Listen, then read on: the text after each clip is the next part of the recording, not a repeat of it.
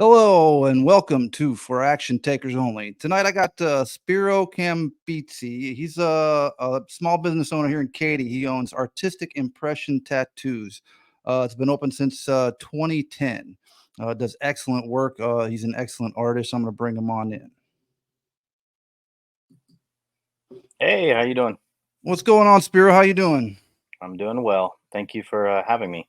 Man, I appreciate you being on. I really do appreciate your time and you taking the time to do this. Yeah, thanks. No problem. So I'm going to get right into it because I want to hear your story. I'm very interested in your story. How old were you when you started tattooing? Um, I want to say I think it was around 1993 or 4. I don't remember exactly, but I want to say it was probably about 14 or 15 years old. Okay.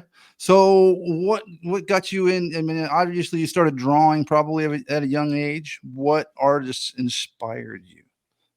What artists inspired me? Um, I don't, that's not really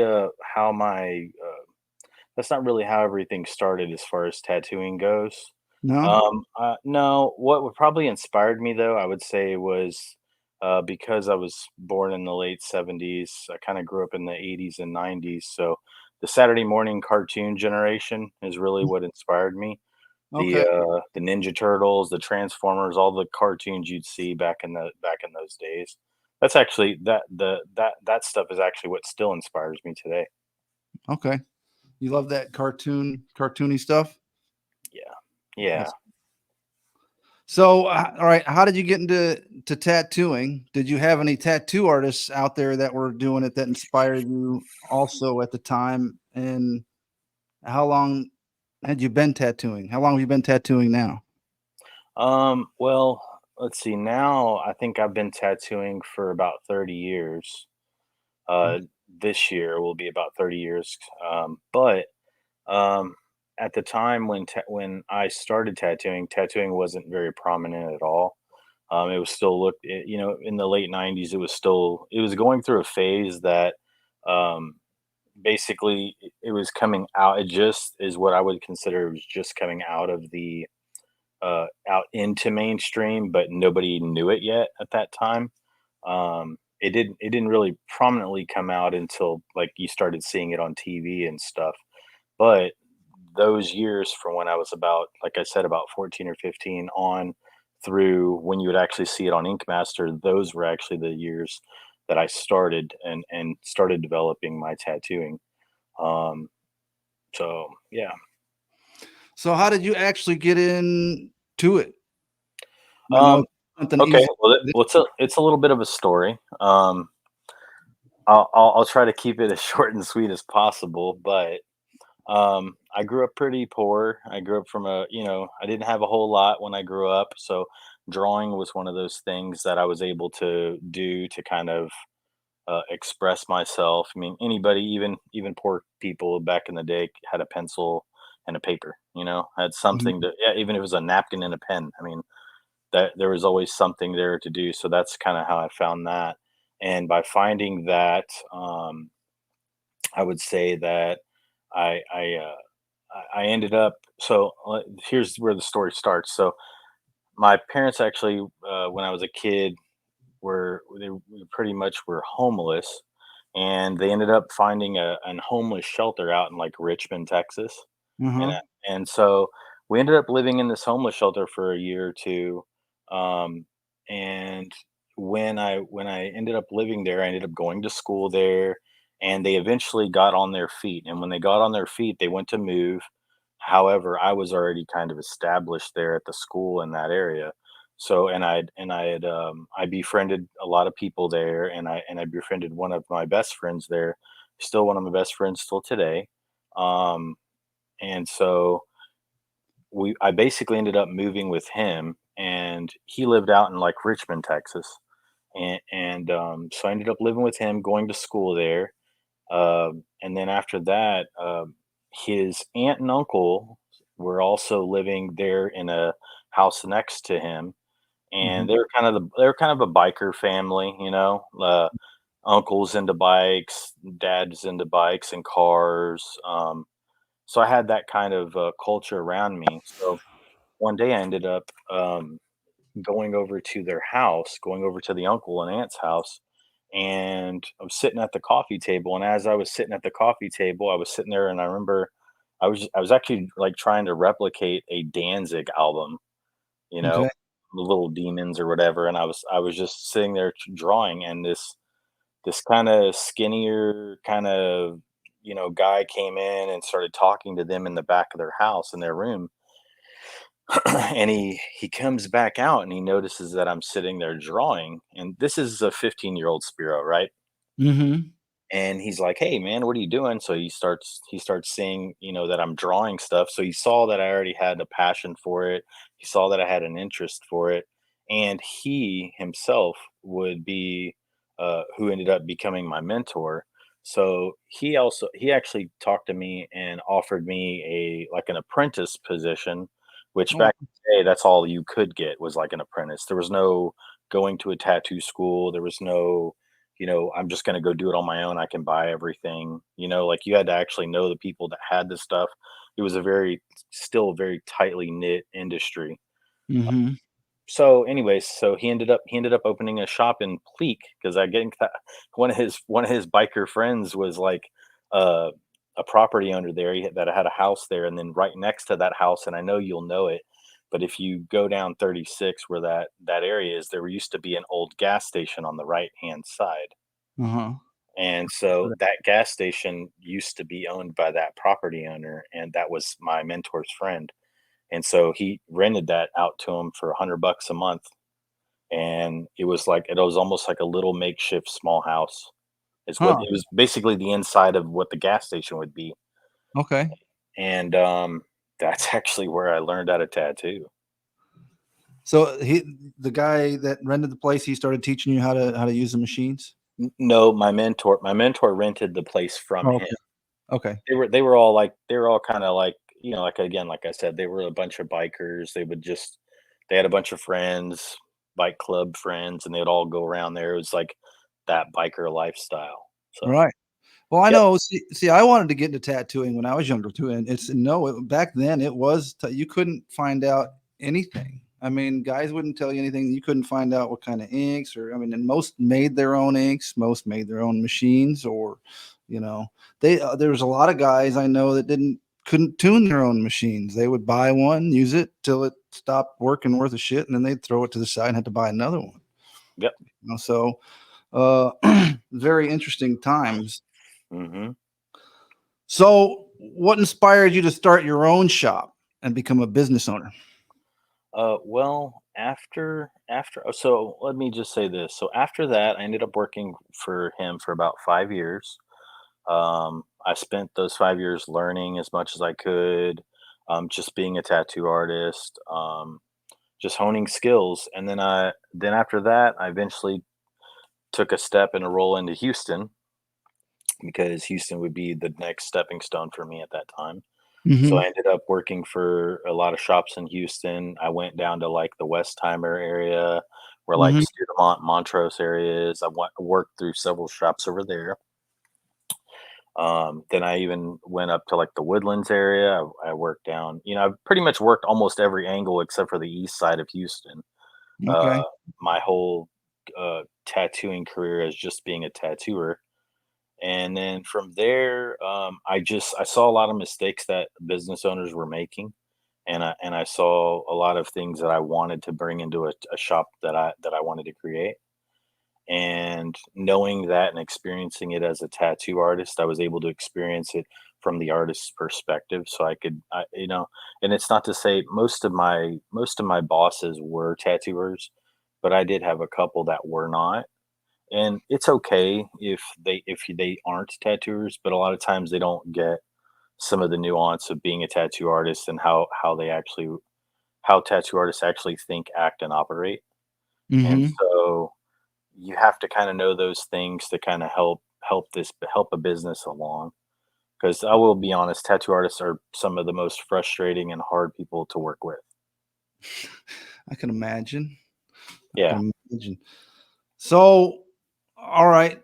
Did you? This is out of the blue, though. Do you remember any? Like you started back then in the Montrose Westheimer area, so you knew guys like Dragon Mike, Tiger John. Did you know Hmm. Jody from Screaming Demon? I know every last one of them. I knew Okay. all of them. I know Dan Martin. I Okay. knew Yeah. I know Matt Wojciechowski. I worked for him. Yeah. He was gone. Uh, He's up. Where he went up to the East Coast somewhere, didn't he? He moved. I know he was in Washington, but I don't know where he is now, but I Yeah. know he was up there. I don't think he's there anymore, or maybe he has his own shop. I don't know. I haven't talked He, to him in a while. he did some of my work, and then his shop had. I forget the guy now that started it actually, but Jody or Matt had to finish that up because he disappeared. Hmm. One Yeah, of yeah. I know Dan Martin. I used to work at Extreme Skin Art. It was actually on Montrose and Westheimer. Yeah, I remember. Um, yeah, I mean, I know most of those shops. I did work at Scorpions for a while. Okay. Um, let's see, Extreme Scorpions. I didn't work at Shaw's, but I knew everybody there. All right. Shaw's Uh, been here forever. You remember, do you remember, oh, what was it called now? I forget. where was it?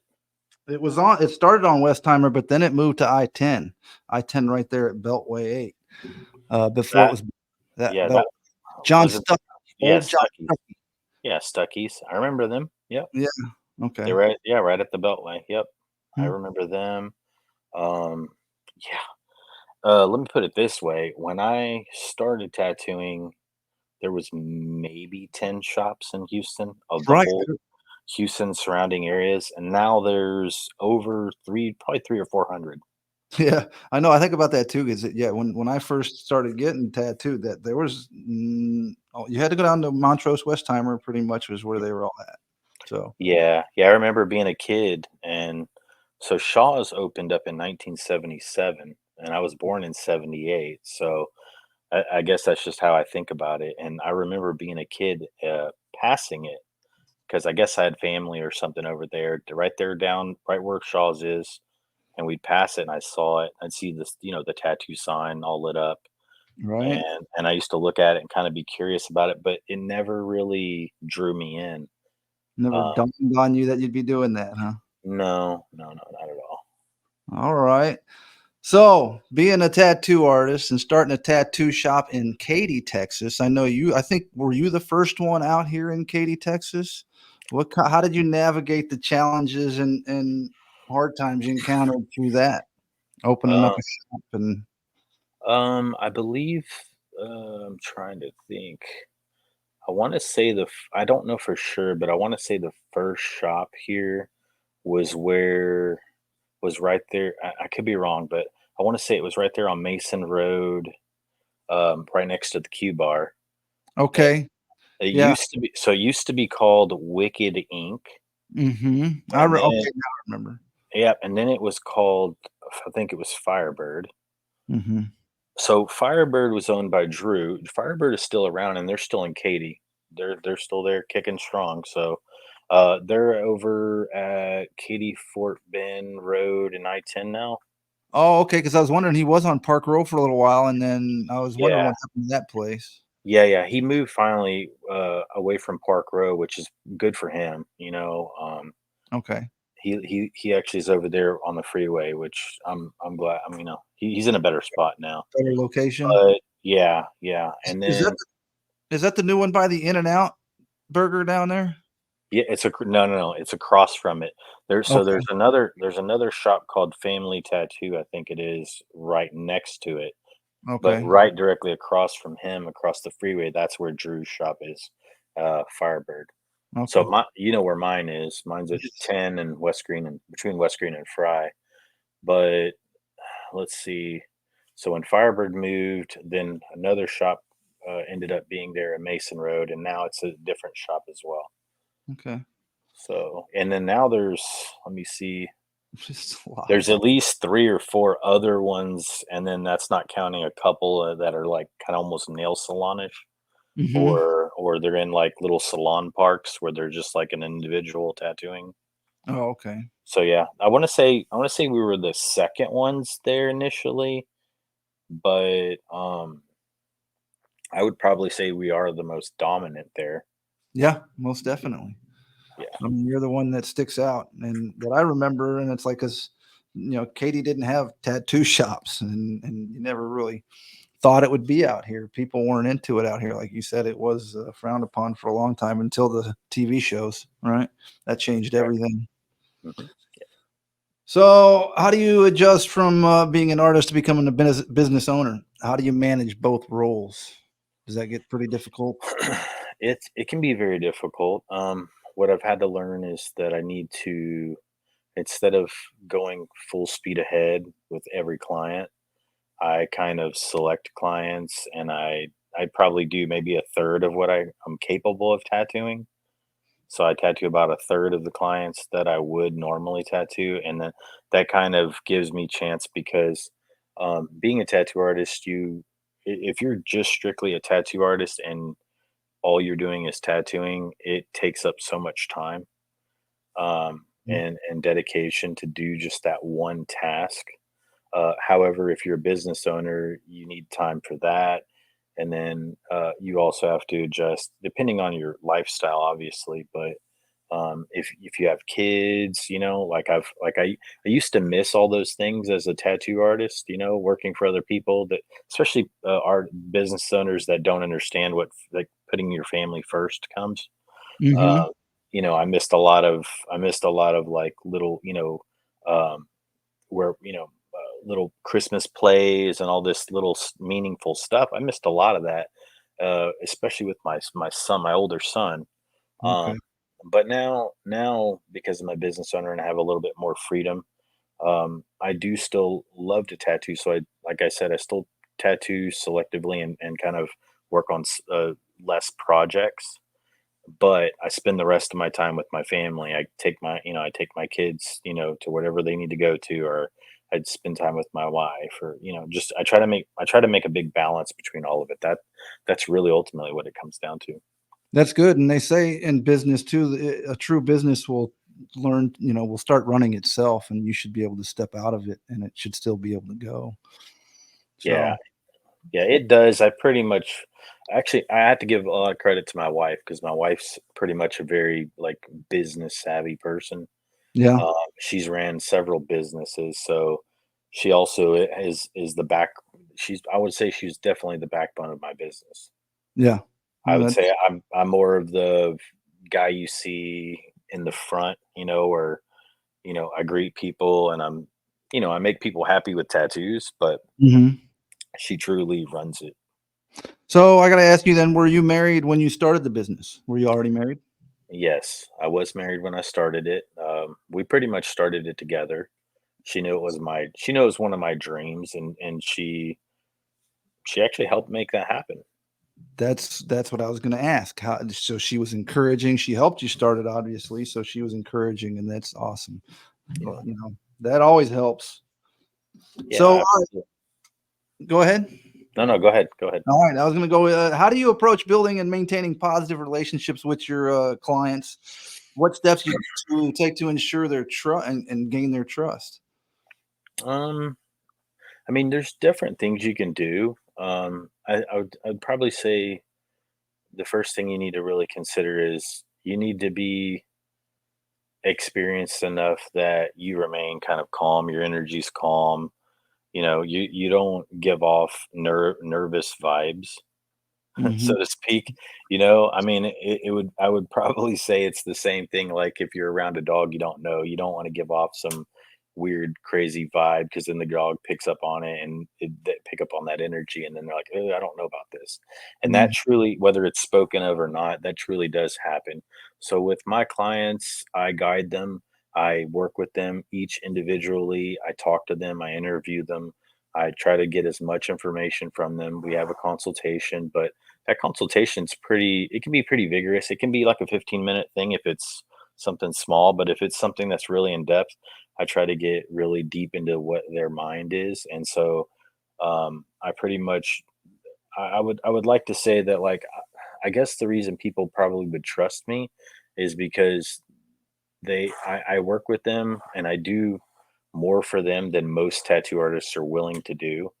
and I gain a lot of trust that way by helping them express themselves, especially because I will also go through and make the artwork for them before they ever even it ever even I ever even touch them with the tattoo machine. Hmm. So they know they can see a visualization of what I'm doing on them before it's actually on them. I usually take like pictures of their arm, let's say, for example, and I will, let's say they want whatever tattoo they want, a butterfly or something, right? I'll go and draw that butterfly on their arm. I'll use like my iPad because in 2024 you can do that. So, and then I can send them a picture with what it would look like on them. So they have I'd say about a 90%, uh, about 90% of what it's gonna look like on them. Hmm. So they don't really have to guess anything, and they go in, usually fully committed. The other thing that I do is a lot of my clients, believe it or not, they come to me because they want things fixed or covered. Okay. And in that regard, I gain lifetime customers from that because um again, I'll go through that process, and I usually, since I go through that process, I will actually spend that much time, and by the time their tattoo's actually fully covered and beautiful in the way that they want it, at that point, they don't really want to go to anybody else for the most part. Yeah. So what you're doing a lot of cover ups these days? Then you get a I lot. do. I've been doing a lot of cover-ups forever. I mean, Right. there's especially now, there's more bad tattoo artists out there than there's good. Hmm. So, the good ones, you'll never see 'em. I might do extra work on and on other people. There'll be some good, really good avid collectors that will collect, various good tattoos, and then there's a lot of people that have bad tattoos that just need them covered and fixed. In Right. fact, that's just what I call job security. Yep.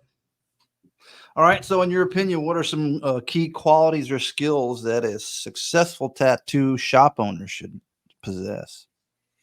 Um, the first one would probably be patience. You gotta learn the artist that you're working with, and you got to learn how they are individually. um I won't say that I would ever coddle anybody, but I really truly like to understand who they are as people, and so I can try to understand like where they may be coming from in certain situations, or why they may think a certain way.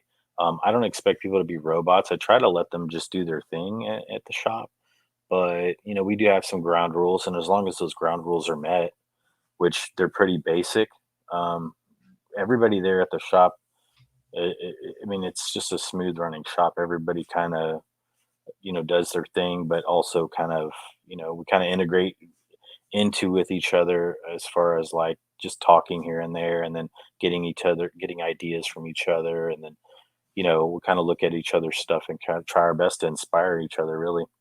All right. So, how many artists you got at your shop? I believe there's 10 in Katy and 7 in, I think 7. Don't get me wrong. I have to count it all out. I should know this, but there's a there's at least, I want to say there's at least, let's see, one, two, let me just count off the head of my, 1, 2, 3, 4, 5, 6, 7, 8, 9. I think like 10 in Katy, and then there's at least 6 in Cypress, and that's not counting. We have 2 piercers. Okay. So, are you split up between both shops?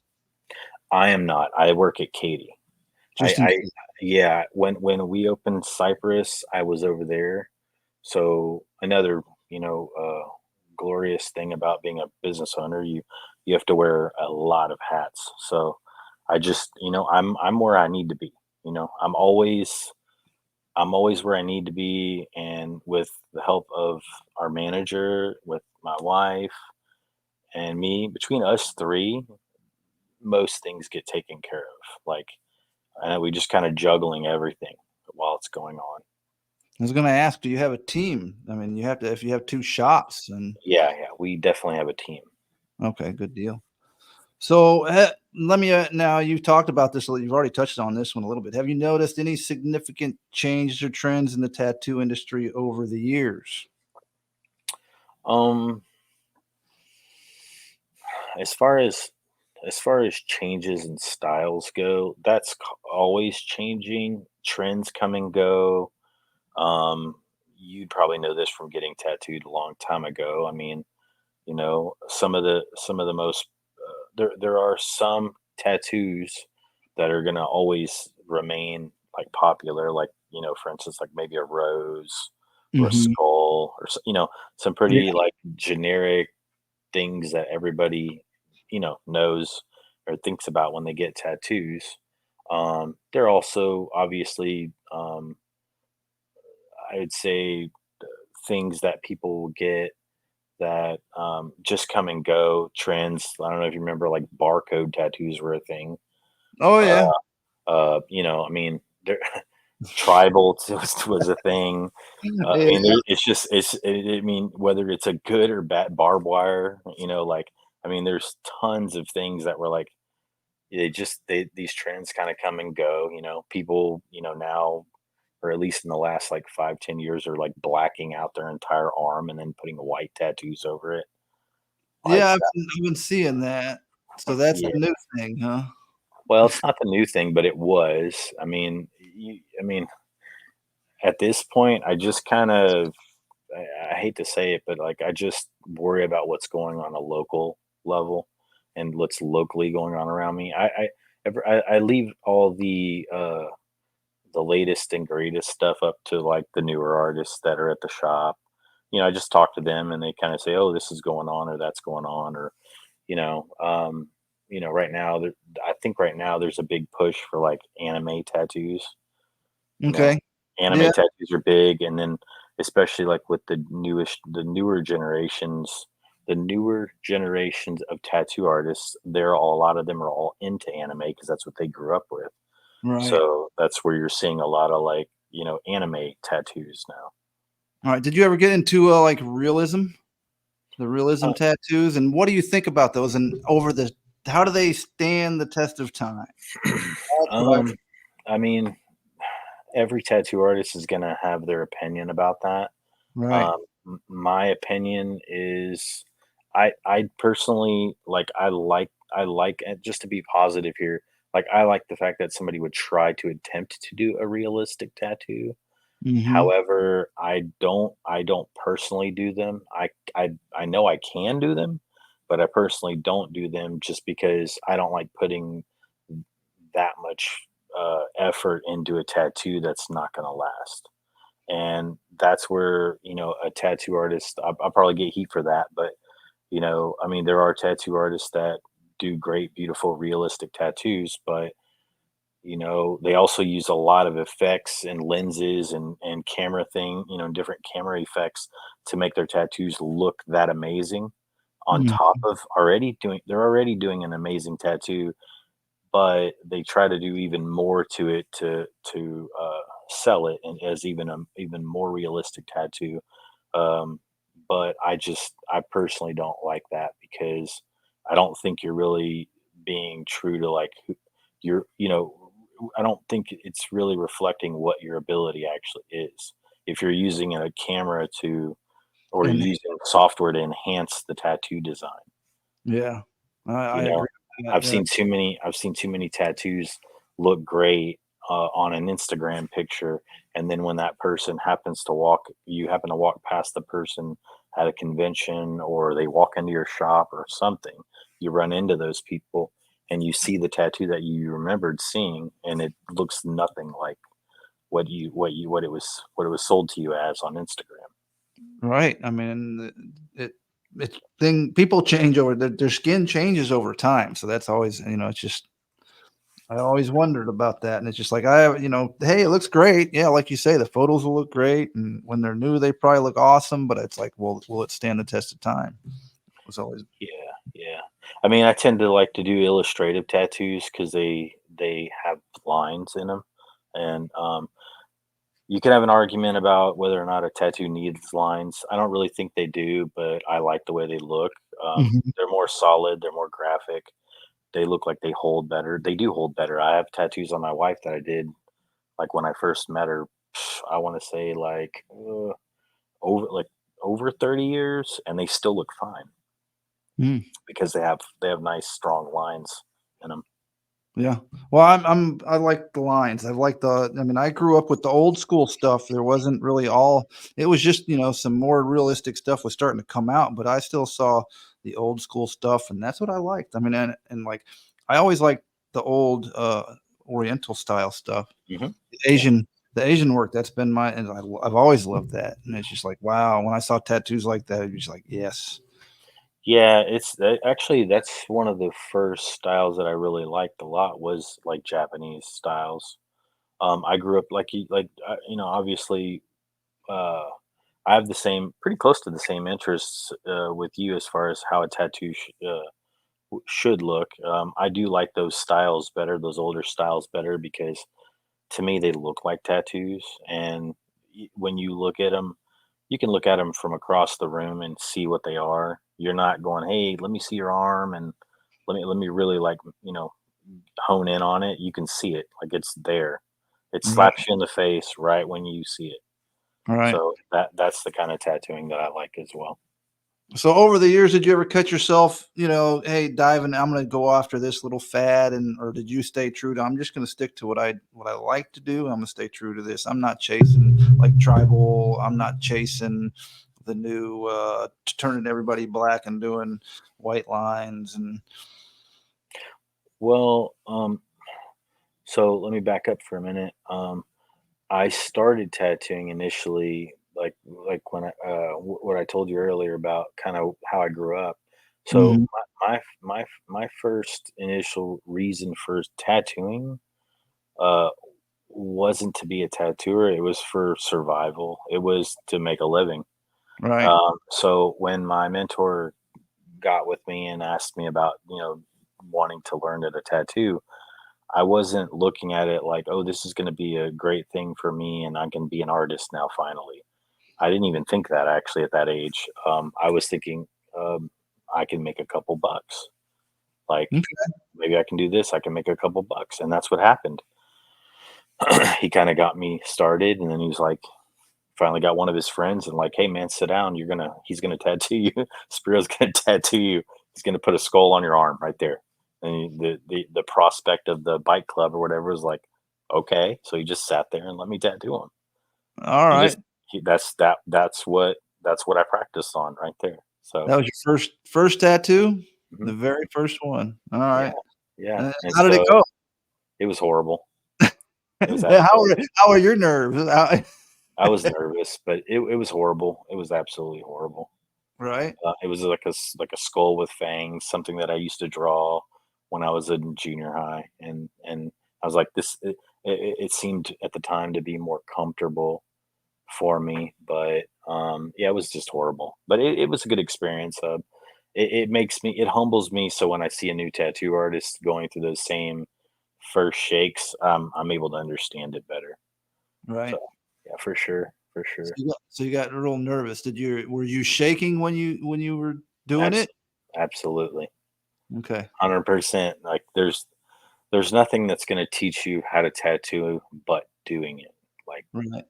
I mean, you can do a lot to prepare for it, but even when it comes down to doing it, you just have to do it. Right. No. You basically need to just screw up.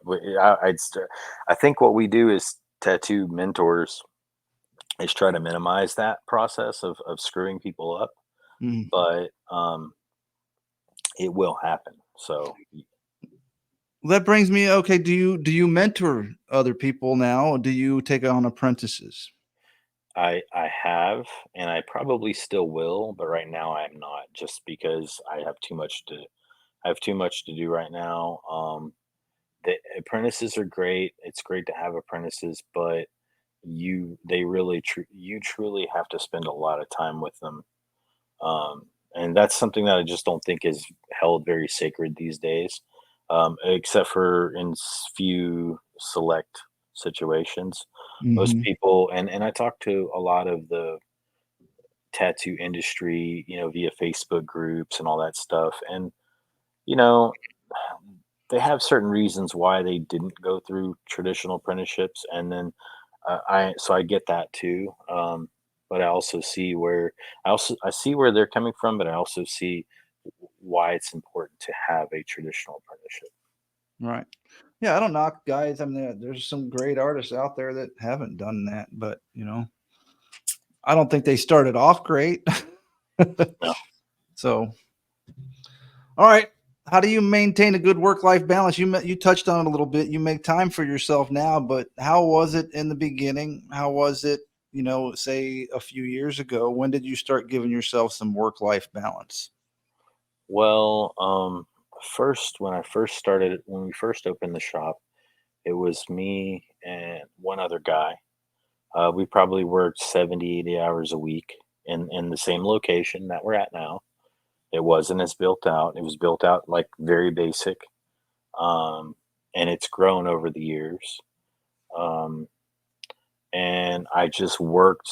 I worked with. I worked as hard as I could on it and tattooed as many people as I could and did the best that I could. And I don't really take no for an answer when it came to that.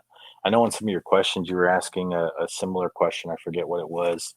But I didn't really have an option. And with tattooing, I've always just put all of my marbles in one bowl and just have gone with it my entire life.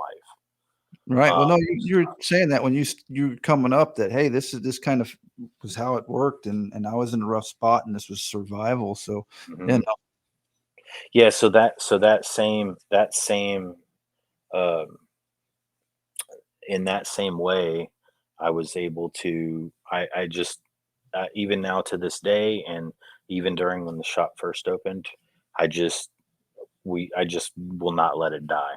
I think people, and I understand situations happen in businesses that people can't control sometimes or whatever have you, but that wasn't an option for me.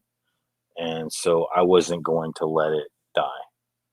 And I don't know what other people's situations are, so I don't want to place judgment there. But for me, like I said, like that was my one chance, and I did everything in my power to not let it fail. And even to this day, I take it with as much sincerity and gratitude as much as possible every day. I watch it like I said. I worked really hard at it, and then we probably went through, I don't know, at least five different crews of people over the last 13 years. And now and everybody that, and I will say this, everybody that worked at my shop, whether it was a day or 10 years, they were all valuable to the shop. They all were part of it. They all did, they did something for it. A lot of them got a lot in return for that, but they all also had a part in building it and making it what it is today. hmm And so, for that, I'm very thankful, whether they know it or not. Um, and now I say that we did weed out a lot of people, thieves, very dishonest people, people that have horrible uh, person skills. I mean, there's all kinds of types that live. socially challenged. Yeah, yeah. But now I'd say now we've kept the ones that have been an asset to the business, and we've grown. And I think now the morale of the shop is good. The morale of the shop on both shops are good. And everybody there, I won't say it's everybody's perfect and get along perfect, but it's very, very minimum there, and or minimal there. But it, everybody seems to enjoy what's going on. It's very relaxed now. We weeded out a lot of people, and it's very relaxed now. That's good. So you've made it more home Hmm. too. So that's good. So, all right. How do you balance artistic expression with the meeting the expectations and desires of the clients? How do you get your artistic in there? I think that naturally comes out in my style. Mhm. How the process. So everybody makes different looking tattoos. Those tattoos, if you were to extrapolate them, um, you'll understand like a tattoo artist is just a filter. That's all a tattoo artist is. And so if you were to take a person and they were to give the exact same prompt or idea to a tattoo or to 10 different tattoo artists, they're going to get 10 different ideas, 10 different drawings, Mm, and all that's obviously going to be based on the what that person, what made that person is what that's going to happen. So or that's how that's going to actually happen. But again, they also have their own formulas. So some people use lines, some people don't use lines. Some people have make more realistic styles and only use black. Some of them use color. Some of them only use limited color palettes. So, and if you look at a tattoo artist's portfolio, you'll get a feel for what they're doing already. So you just need to probably think as a person, they probably just need to think about the idea versus like their idea versus uh, what that person's portfolio looks like, and then kind of get an idea of like, so if I go with this idea with this person, I'm going to most likely get this outcome. So okay. that's I guess how I would look at that. Yeah, I would think since it's such the industry has grown so much nowadays, more people search out the artists, that they Mhm. like and how they interpret things, I guess. Yeah, I would say that there's probably a lot of in this day and age, there's a lot of tattooers that hone in on their own particular style. They don't stray from their own style. And I know you had asked me that question last, Mhm. but to answer that question as well. So when I grew up, in that era that I grew up in, we pretty much had to take everything. So when it came to trendy tattoos, when it came to anything that anybody wanted, I learned all of those styles. So I think that also plays into why I get a lot of different clients because I'm very, very versatile. I'm not good at just one style. I'm satisfactory at a lot of styles.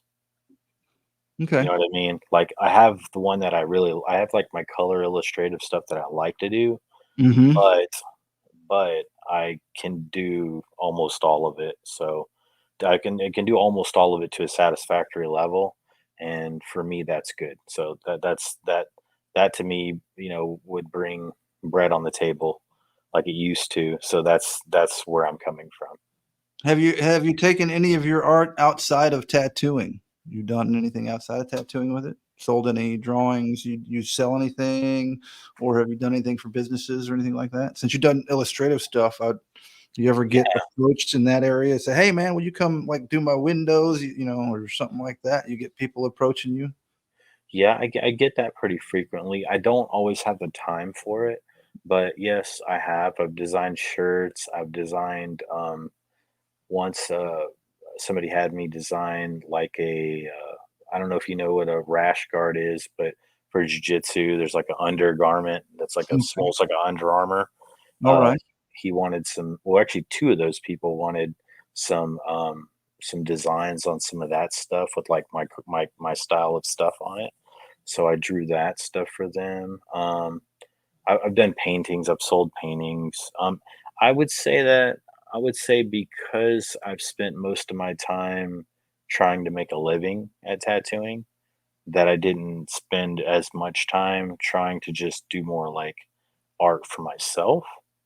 And Okay. I would say that now that I'm in the position that I am or where I'm at in life now I actually spend more time doing that stuff. In fact, I don't know when it's going to be, but um, one of the artists at our shop is having an art show, and he's trying to get it so that all the artists at our shop do some paintings for kind of an art show. And I think he's wanting to hold. I think he's going to be holding it at a brewery, and I think either like in the Heights or somewhere around in there.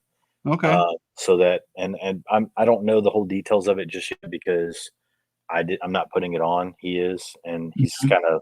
he's kind of leaving me hanging a little bit, but I'm still painting for it and stuff. So yeah, like right now, if you go to the shop, you'll see like I have a bunch of easels and paint going, and then everybody else there is kind of doing some stuff too. I think one of the artists is actually making, I don't know what you call it. She's basically taking like skulls of animals and decorating them and painting them Okay.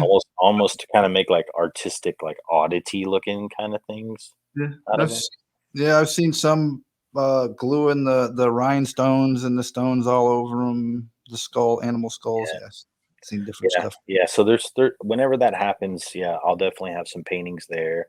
I'll be at the Katy Rice Harvest Festival this weekend, and I'm probably gonna be bringing some paintings there, and then I also have a bunch of, like, fake skins for tattooing, and I'll Okay. probably be tattooing those. I'm not gonna be tattooing people because that's against health code, but, I'm probably gonna do, like, a little nobody knows this yet, but I'm gonna probably do, like, a little exhibition of, like, me tattooing because it's not gonna be a real human. Okay, so But you got a booth there then? yeah, At the yeah, ca yeah, I have a Oh, booth there, so we'll be there, but we're just gonna be, like, selling stuff. We'll probably be selling some art and then basically talking to people. That's about it. yeah. Alright. So, how would you, an up and coming tattoo artist or business owner, how would you give them some words of encouragement, some inspiration? What would you say? Hey.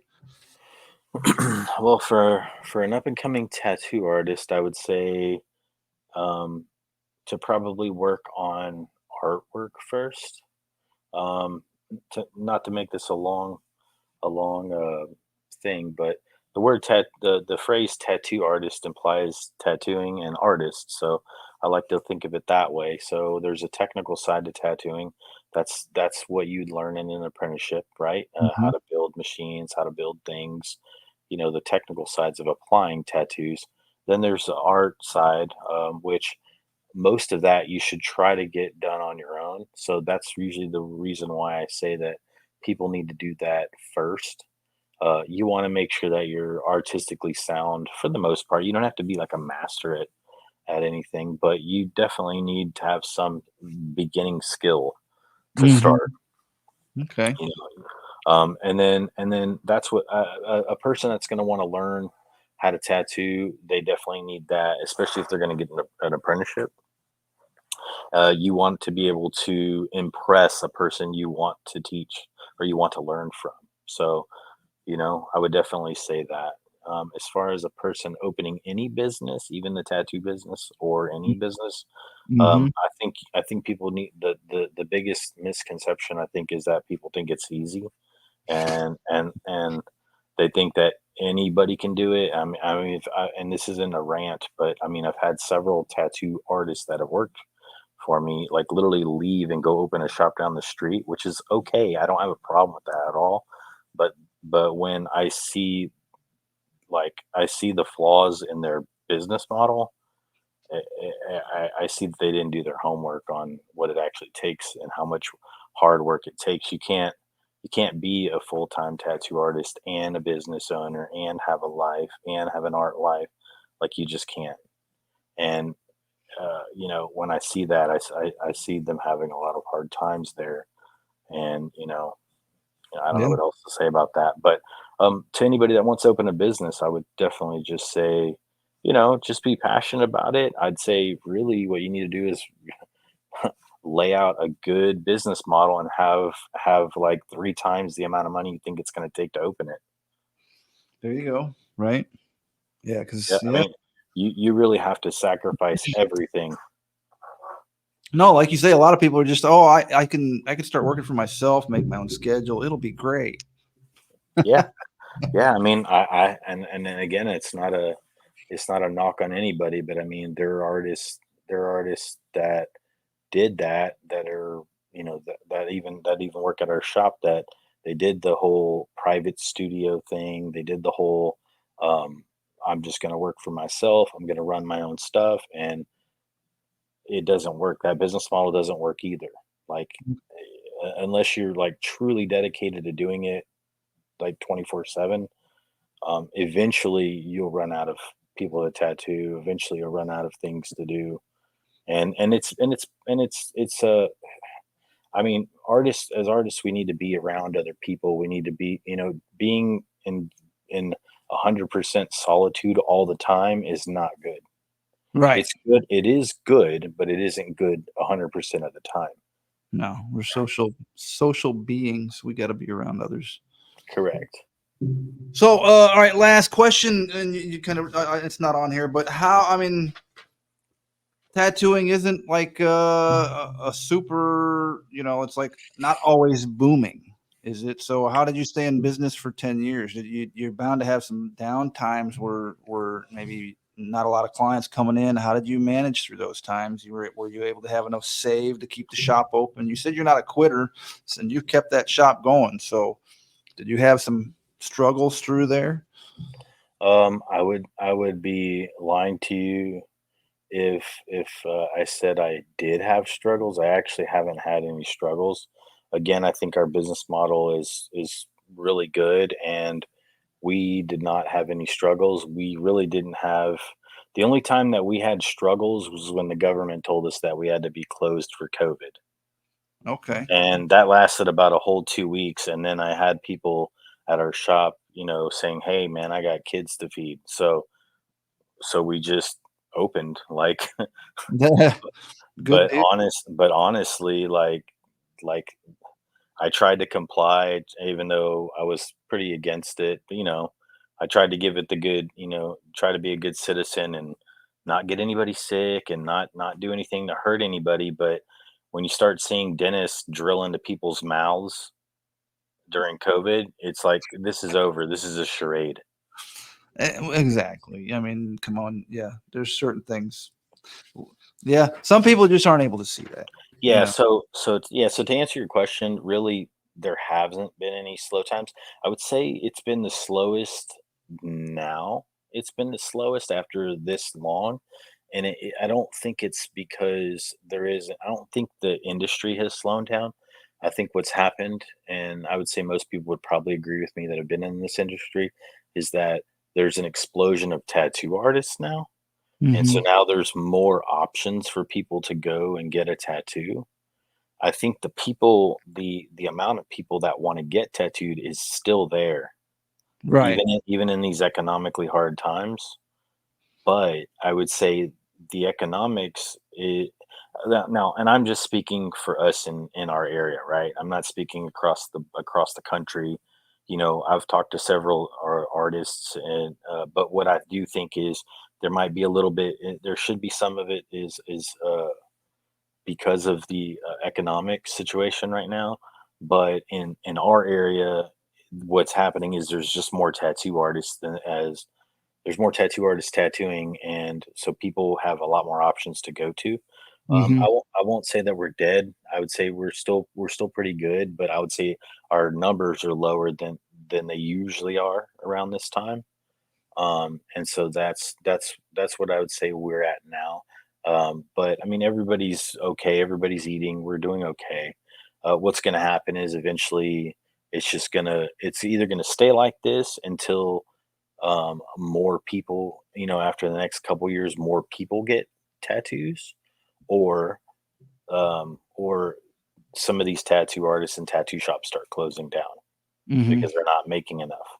And I know I think I've heard about 3 different tattoo shops in Houston, not in our actual area, but around us, that have closed recently. And that's what I think it could even be to where um, it's both of those things. Some shops close, and then people start wanting more tattoos. So, but Yeah. we'll ride the wave on the slow turn, and it'll come back up. I'm not worried about it. Cool. Keep your business model. And So yeah, yeah, yeah, you trust in that, and if it's been going good, and what's working, if it ain't broke, don't fix it. Isn't that what they say? yeah, yeah. I mean, we make slight tweaks to what we're doing to make sure and see what we can do to get more people in there. And if you've ever been to any of our events, I mean, there's usually people lined up out the door all the way around the corner for hours. It will be this, I guess, we weren't doing Friday the 13th tattoos every time, but the last few times we've done it, I mean, we've just been slammed. Right. Our anniversary parties in August and what's it, August and September, those Mhm. are always slammed. I mean, we did probably over 100 tattoos this year. Um, I think we broke our record. It was like 150 or 60 tattoos, something like that. Don't quote me on it, but the manager would be able to tell you. All right, But I gotta ask one other question. I just thought of it. You've had some stuff put in some books, right? With some don't you have some of your work in some publications?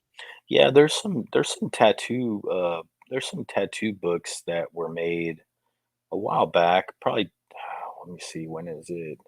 Yeah, probably about 10 years back, maybe a little bit longer. And Okay. some of my artwork's in them. There's one called Cranial Visions. That one, uh, Yes. Okay.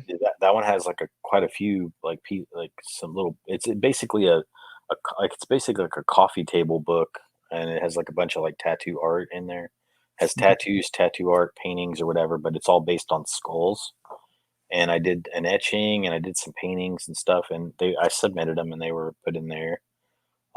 Yeah, I mean, and I've been back when people used to submit stuff to magazines and stuff. I used to submit stuff to magazines, and it would get published. Okay. Cool. Yeah, Cool. that whole all that stuff though. Like, I'm not knocking it at all, but like this day and age, you know, um, most people just get online and look at social media for pictures and stuff. Yeah, it's definitely changed there. Magazines aren't the thing to do anymore. Yeah, No. yeah, and it's not to say that I wouldn't, it's just one an avenue I haven't even touched in a long time. Right. Well, man, I want to keep talking to you forever, but we've already gone. We're almost at an hour, and I said I was only going to do a 30-minute with you. Usually, that's my time limit because I'm still new, so I don't get to do long ones. So hopefully, it'll post all right. But Okay, no worries. I appreciate your time. Thank And you very much for having me. no problem. I'd like to get you on again sometime because, man, again, I'd like to talk to you some more about your business and what you do and what keeps you motivated. So Sure, that's I'd yeah, love that. cool, man. It's been great talking to you, and we're gonna call it an evening. You Okay. have a good one. Thank you very much. Mhm. Please, tell us, just tell them about your shop again. Name of the shop is on the screen. It's down over here on his screen, It's right there, right right there. there, right there. And then Uh, where are your shops located and okay, well, hours? You can tell them all you want. Take it away. okay, okay. It's Artistic Impressions Tattoo Studio. We have one location in Katy, and we also have another location in Cypress, Texas, right off Mushkey Road. Our Instagram is AI Tattoo, and that's pretty much it. We do have a TikTok. I don't really know what the handle is for it. I have All other right, people that handle all that stuff, but yeah, we're on Facebook. We have a Facebook group. We're on Instagram. We're on TikTok. Just look us up. Even if you go to our website, www.artisticimpressionstattoo.com, everything is there, and that's it. cool. Thank you very much, and you have an excellent evening. All right. Thank you very much. Take it easy, Sparrow. Bye. Later, man.